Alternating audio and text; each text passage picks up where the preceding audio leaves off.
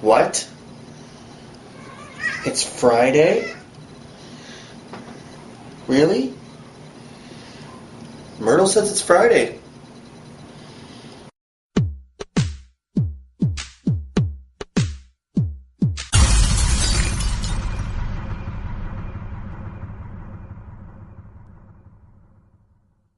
Yes, cats speak the truth. It is Friday.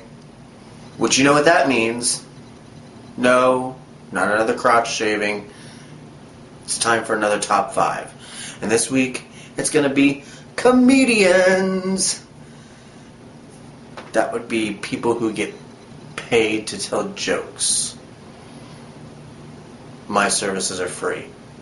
So I'm going to jump right into the first one, who's gained some popularity through a television show, well, a couple television shows actually. First she was on Suddenly Susan, and then she took a little break, and now, for the past few years, she's had her own show on Bravo called My Life on the D-List. I know you know who I'm talking about. She makes fun of celebrities, and she makes fun of their ridiculous lives. I mean, if you're going to be as stupid as some of the people that she talks about, you deserve to be made fun of. As this week's first comedian on the top 5, here's some Kathy Griffin. And now, ladies and gentlemen, here she is, the one and only Kathy Griffin. I saw Larry King, and he was interviewing Pam Anderson. And it was really fun because remember when Pam Anderson did her hepatitis tour? Remember when she got hepatitis? And she got hepatitis, and then she did a press tour about it because she's very conscious of women's issues. And she went on Larry King, and she's talking about it. Oh, and by the way, she said she got it from Tommy Lee, which of course she did. And Tommy Lee says she got it from a doorknob. And I'm sure that's at least what she got from Tommy Lee. I saw Tommy Lee at an award show 2 weeks ago. I got crabs from looking at him. I'm not kidding. I looked at him, and I was like, fuck, Tommy, get out of here.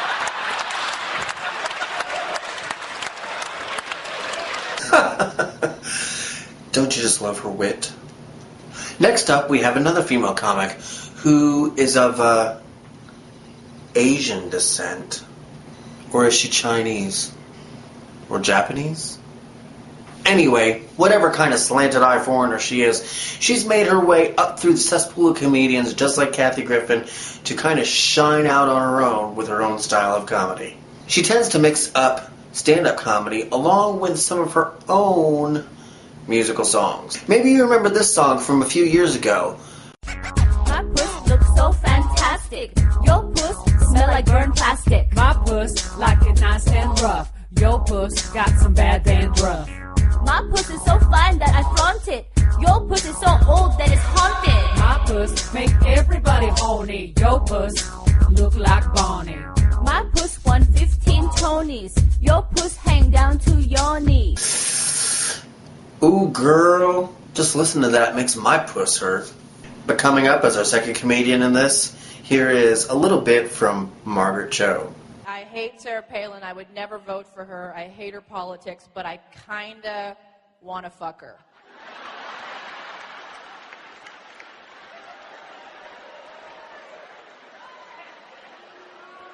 I know, it's unholy. It's so wrong. I want to eat her pussy from behind.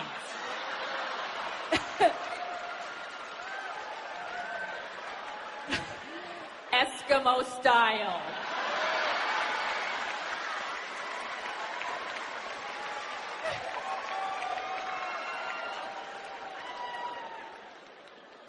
No, you know I wouldn't eat that thing.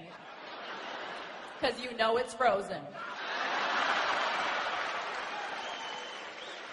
I love funny Asians, yes I do. Is that recording? Coming up in the middle of our countdown, we are switching spectrums and we are going to the men. Yes, men can be funny too. It's a younger guy who I have only known about for a couple of years, and he too also uses musical songs that he creates himself, along with stand-up jokes in his act.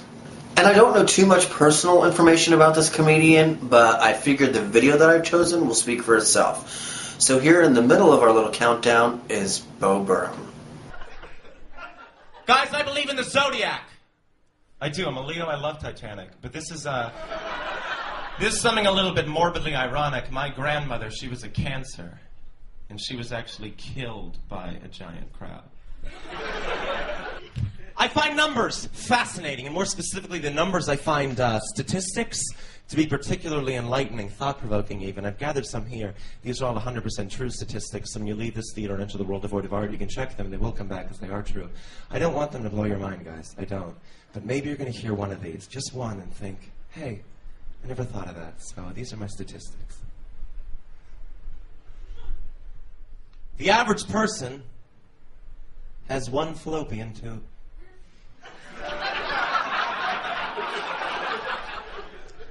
The average penis length is 5.5 inches, and finally, the average penis length of a man who Googles average penis length is 3.5 inches. It's pretty good. You guys have been offended by some things in my set, understandably, and you're going to be offended by this next one, but you have to understand something. I am too. I think this is messed up. Okay, so keep that in mind. 1 out of every 365 Jenga games are played on 9/11. Girl, if he makes my vajayjay that way just laughing at him, I can only imagine what he's like in bed. Why do I always go to the sexual inappropriateness? Why do I always go to the sexual inappropriateness? Oh well. Why do I always go to sexual inappropriateness? Why do I always go to the sexual inappropriateness? Oh well. These next two comics, one male, one female, have made huge names for themselves. Just because one is lacking a little less experience than the other doesn't mean that both of them aren't funny and actually hilarious in their own way. So number 2, I give you the Queen of Mean, the bitch that can really turn the table, Lisa Lampanelli. Guys are fun. You're a sexual crowd, I could tell. I could tell, man. Definite sexual. Sir, are you going to have some sex after the show? Who the are you kidding? Oh, I may bang you. I'm serious. I would. You may be old school. I would bang you like a dinner bell on the Ponderosa. I don't give a shit.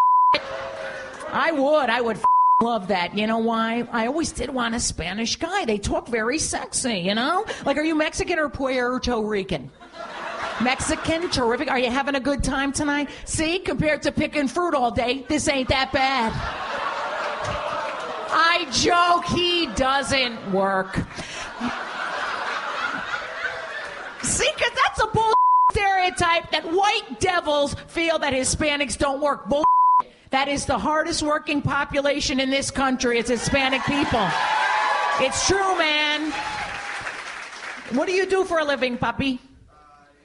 You're a waiter. You sure you're not a busboy? Giving yourself an upgrade?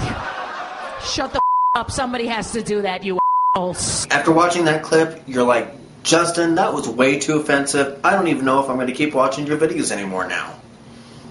No? Well then fuck you. I'm only kidding. I did choose her as one of the top 2 because I think she is the most outrageous, out there comedian that I've seen to date. If you know me, you know that I'm pretty blunt, I speak my mind, and I kind of tell it like it is. Pretty much like Lisa Lampanelli. And it doesn't hurt to throw a little inappropriateness in every once in a while. Lisa, if you ever come into Ohio, specifically around the Lima area, give a brother a call. Alright folks, it's down to the top 1. Why do I always say top or number 1? This is not a countdown, it just happens to be 5 things. We're going back to the male perspective on this one, and I believe that this comedian is probably one of the best ones that has ever lived. Yes, he's unfortunately no longer with us, but he definitely knew how to hold his own, tell it like it is, use real life experience in his act, and yet still make it quite comical for the audience. And if you're still not sure who I'm talking about, here it is. I give you the wonderful and the genius of George Carlin. Swearing on the Bible. You understand that shit? They tell you to raise your right hand, place your left hand on the Bible. Does this stuff really matter? Which hand? Does God really give a fuck about details like this? Suppose you put your right hand on the Bible, you raise your left hand. Would that count? Or would God say, sorry, wrong hand, try again? And why does one hand have to be raised? What is the magic in this gesture? This seems like some sort of a primitive voodoo mojo shtick. Why not put your left hand on the Bible, let your right hand hang down by your side? It's more natural. Or put it in your pocket. Remember what your mother used to say? Don't put your hands in your pockets. Does she know something we don't know? Is this hand shit really important? Well, let's get back to the Bible, America's favorite national theatrical prop. Suppose the Bible they hand you to swear on is upside down, or backward, or both, and you swear to tell the truth on an upside down, backward Bible. Would that count? Suppose the Bible they hand you is an old Bible and half the pages are missing. Suppose all they have is a Chinese Bible in an American court, or a Braille Bible and you're not blind. Suppose they hand you an upside-down, backward Chinese Braille Bible with half the pages missing.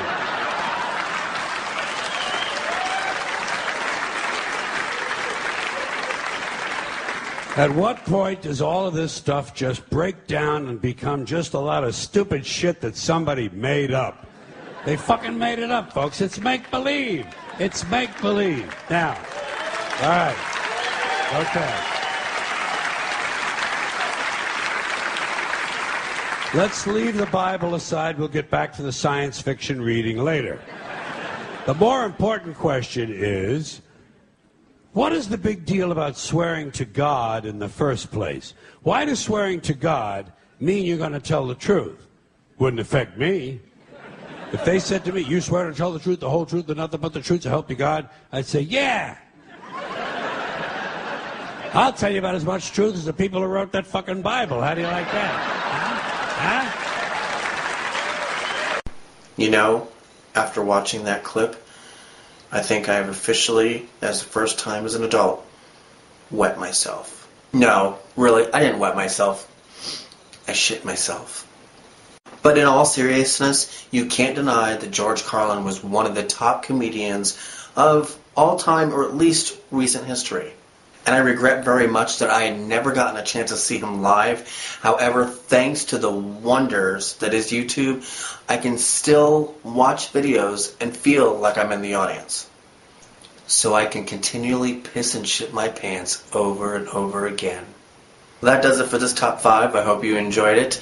It was kind of a last-minute decision, the topic, but I think, or at least I hope, you all enjoy the subject matter as well. Also, before I go, I've placed links down the bottom, right here on the screen, right here, the bottom of this video, to some of the former top 5 videos, just so you can watch them in case you have missed any of them. There's about 6 of them right now, and I'm not too sure how far I'm going to go with this, but as long as people keep watching them, I'm going to keep doing them. What, Myrtle? Oh, come on. Tell me the funny joke you just said. She's usually not camera shy.